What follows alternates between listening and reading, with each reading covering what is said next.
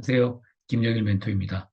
이번 시간에는 회계를 이해하기 위해서 알아야 될 세 가지 법칙 중에 세 번째, 마지막이죠. 손익계산서 당기순이익은 재무상태표 자본총계에 합산된다. 요거에 대해서 좀 말씀드리려고 합니다. 자본총계 중에 어디에 합산되냐면 이익잉여금이 합산됩니다. 요거에 대해서 말씀을 드리고자 합니다. 우리 이익잉여금은 제가 교육 초반에 말씀드렸듯이 배당을 지급할 때 이익잉여금, 즉 자본금이 이 자본에 합산된다는 건 이익잉여금이 대변에 왔다는 얘기죠. 증가가 자본의 증가니까 그렇게 해서 이익잉여금이 증가됐으면, 즉 이익이 발생돼서 이익잉여금이 누적됐으면 그거를 털어서 배당을 하게 되는 거죠. 그래서 이익잉여금은 차변으로 돌리면서 보통예금 그렇게 하면서 배당이 지급되는 겁니다. 요 아랫부분은 제가 시연자료, 교육자료인 시연자료에서 설명을 하고 다시 요 부분으로 들어와서 설명을 드리겠습니다. 그게 훨씬 교육 효과가 좋기 때문입니다.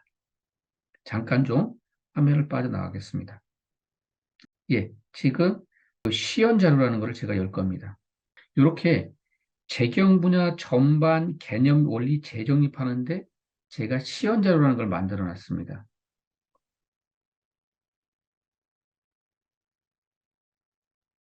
즉, 교육 자료는 거의 대부분 글로 써져 있기 때문에 요걸 이제 약간 도식화를 한 거죠. 그래서 여러분들이, 우리 후배들이 좀 이해하기 쉽게, 예, 그렇게 하려고 하는 거니까 한번 천천히 한번 보시죠. 당기 순이익이 자본에 합산되는, 즉, 이익 잉여금이 합산되는, 예, 요 과정을 지금 설명을 드리려고 하는 겁니다. 당기 순이익은 손익계산 항목이죠. 이익잉여금은 재무상태표 항목이죠. 예, 저는 항상 지금 요걸 설명하려고 실험실을 하나 만들었어요. 실험실 원을 만들었는데 저는 여러분들한테 요 방법을 좀 제안해 드리고 싶어요. 저는 제가 첫 직장을 이제 크라운 제과에서 시작을 했는데요. 크라운 제과에서 근무하면서 조금 복잡한 사항, 제가 알고 싶은 사항이 나오면 항상 실험실을 만들었던 겁니다. 즉, 하나의 거래만 있다고 가정을 하고, 그리고 제가 알고자 하는 거를 아주 단순화시켜서, 예, 그렇게 하다 보니까 훨씬 제가 개념이 좀 더 클리어하게 들어오더란 얘기죠. 예, 그래서 여러분도 꼭 그런 시간들을 좀 가졌으면 좋겠습니다. 자, 그래서 저는 요런 거래를 하나를만 있다고 가정한 겁니다. 회사가 거래처에 10만 원 매출하고 대금은 한 달 후에 받기로 하였다. 요 하나만 거래가 있을 때 해서 우리가 요걸 좀 알아보려고 하는 거죠. 즉, 당기 순이익이 자본에 합산되는 과정을 명료하게 좀 알고 싶고, 그 과정에서 당연히 분계도 쳐보고, 그리고 재무상태표 손익계산서 작성해서 재무제표 작성해보는 그런 프로세스를 가져가려고 합니다. 여러분들이 어존이나 세무사랑이나 이런 프로그램에 대해서 프로그램에 많이 의지하게 되면 여러분들 확장성이 없습니다. 그 프로그램도 결국은 회계 쪽 전문가와 엔지니어가 만나서 그걸 프로그램화 해놓은 거잖아요. 그러니까 여러분들이 좀 극단적으로 얘기하면 더존이나 그런 회계 프로그램을 지배할 수 있어야 됩니다. 그래야 더 확장되는 업무를 할 수 있어요. 예를 들어서 추정 재무상태표와 추정 손익계산서를 만들어 봐라. 지금 미래죠. 몇 년간을 뭐 실제 여러분들 거의 직급이 올라가고 또 더 회사 상황에 따라서 그런 걸 요구받을 확률이 매우 높거든요. 그럼 그때도 더존에 넣으실 건가요? 그때도 세무사랑에 넣을 건가요? 곤란하죠. 엑셀로 만들 수 있어야 된다는 얘기죠. 그 토대가 여기에 있다는 얘기입니다. 예, 그래서 하나씩 좀 들여다보죠. 자, 10만 원 매출하였으니까 당연히 세금 계산서 끊어졌겠죠? 그렇죠? 세금 계산서 교부가 되었으니까 회계적 사건이죠. 그러니까 거래 8요소로 분개를 해야 되겠죠. 그렇습니다. 자, 그럼 분개하죠. 회계적 사건이니까. 자, 매출했으니까 매출액 10만 원 수익의 발생. 대변이죠. 원래 당연히 이러면 10만 원에 만 원인 부가세, 즉 매출 부가세, 부가세 예수금이 발생했겠죠. 그 회계처리도 해야 되나? 여기서 지금 그거 공부하는 거 아니니까 일단 부가세 등은 무시할게요. 자, 그리고 이 대금을 한 달 후에 받기로 했는데 이 거래가 12월 달에 발생했다고 얘기하면 돈은 언제 들어올까요? 내년도에 들어오겠죠. 그럼 올해 말로는 뭐죠? 외상 매출금이나 받으러 오면 되겠죠. 그럼 그 잔액은 뭐다? 매출 채권. 재무제표는 이렇게 표시되죠. 10만 원. 차변 자산의 증가. 자, 이렇게 표현이 됐습니다. 이렇게 표현이 돼서 이제 손익계산서와 재무상태표를 만들어 보고자 합니다. 자, 손익계산서 일반 기업 회계 기준의 손익계산서를 잠시 리뷰하죠. 자, 매출액에서 매출원가를 빼면 매출 총이익이 나오죠. 이어서 판관비, 판매비와 관리비라고 하는 판관비를 빼면 영업이익이 나오고요. 영업의 수익은 더하고 영업비용 빼죠.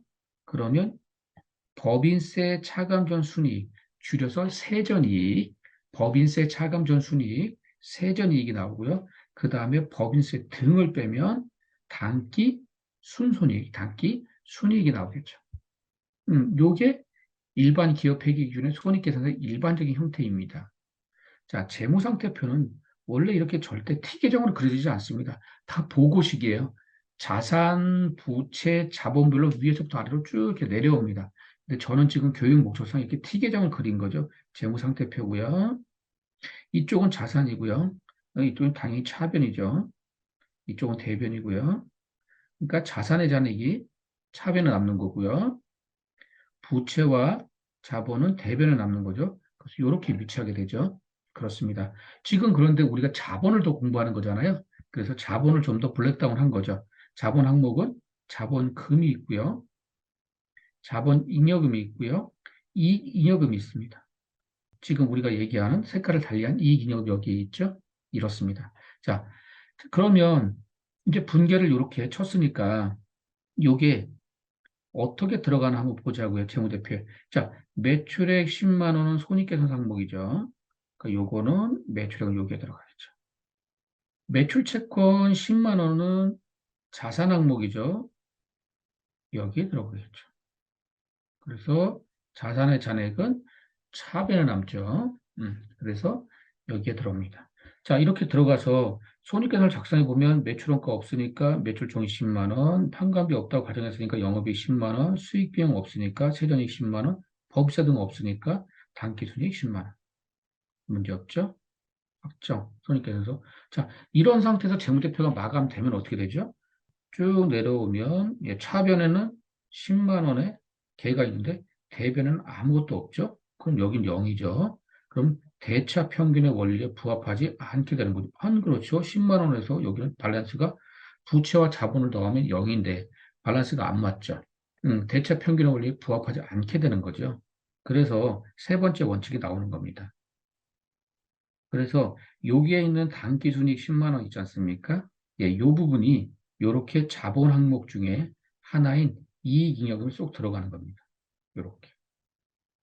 그래서 10만 원 하면 대차 평균의 원리에 부합되게 되는 거죠. 그렇습니다. 자, 자본 항목 중에 자본금이라는 것은 뭐예요? 주주가 돈을 넣은 거죠. 그게 최초 자본금을 넣었던 이후에 각자 주주가 균등하게 유상증자에 참여해서 넣든 제3자 유상증자를 통해서 넣든 주주가 본인들 돈을 넣은 걸 자본금이죠. 그게 들어간 거고 그런 다음에 이렇게 장사를 해서 이익이 난 거, 단기순이익, 요게 계정을 하나 만든 거예요. 이 잉여금이라는 계정을 만든 거죠. 이렇게 잉여금인데 이익을 통해서 발생한 이익 잉여금이다 그래서 10만 원 여기에 들어가는 겁니다. 자, 이렇게 들어가야지만 이게 당기순이익이 자본 이익이 합산돼야 되지만 대차 평균의 원리, 즉 밸런스가 맞아지는 거죠. 이게 기술적인 여러분들한테 설명이에요. 그러면 제가 이 다음 시간에 제가 어떤 설명을 드리려면 이거에 대해서 기술적으로 당연히 들어가야지만 이게 대차 평균의 원리에 맞아지거든요. 그건 그렇다 치더라도 제가 좀 더 중요한 사항이니까 논리적인 보강을 좀 해드릴게요. 여기에 대해서. 그래서 이번 영상은 여기까지 마치고 다음 시간에 제가 왜 단기 순이익이 자본 총계 이익이 들어가야 되는지 논리적 설명에서 그때 다시 말씀드리겠습니다. 여러분들 수고하셨습니다.